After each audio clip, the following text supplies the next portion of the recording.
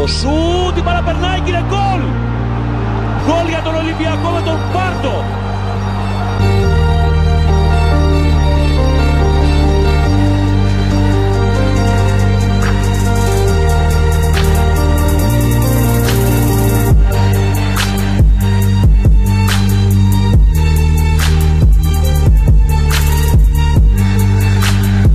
Κάθετα, εδώ είναι ο Γουόλκοτ, το σούτ, η απόκρουση όχι, ο Ρομπέρτο δεν μπορεί.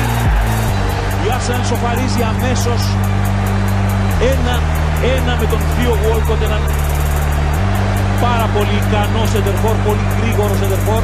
Κοιτάξτε την κίνηση που κάνει ο Γουόλκοτ. Την ώρα που φεύγει ο Σάντσες, τον καλύπτει ο Σιώβας. Βάζει πολύ φάλτσο, ο Σπίνα προσπάθησε. Έχω την εντύπωση ότι είναι γκολ. Είναι γκολ, δίνει ο βοηθός δίπλα στην εστία. Από το απευθείας κόρνερ του Φορτούνη. Πιάνει τον Οσπίνα στον ύπνο.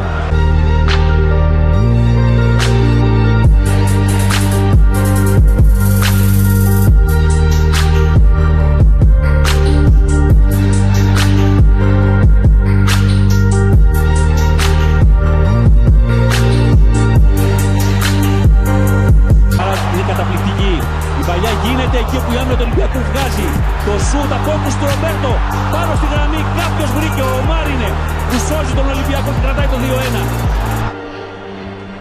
Η κάθετη παλιά του Ράμσεϊ.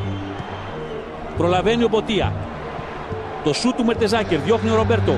Νέο σούτ από τον Καθόρλα και είναι ο Ομάρ.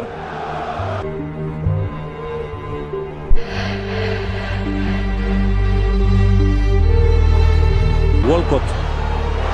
Κεφαλιά από κοντά 2-2. Η Arsenal εδώ βρίσκει ανοιχτή την άμυνα του Ολυμπιακού. Ο Αλέξης Σάντσες φτάνει στο 2-2.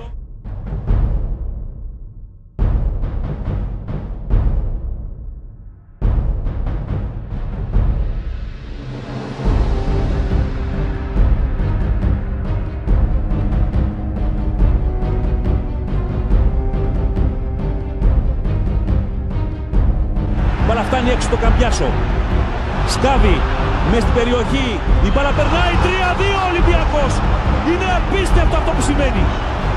3-2 με το Φιμπόγκασον. Είναι απίστευτο, αλλά σημαίνει ο Ολυμπιακός αυτή τη φορά στο 1 λεπτό μετά την ισοφάριση της Arsenal στέλνει την μπάλα στα δίχτυα. Το Emirates και πάλι βουβαίνεται. Κοιτάξτε την εικόνα και την έκφραση του Wenger. 3-2.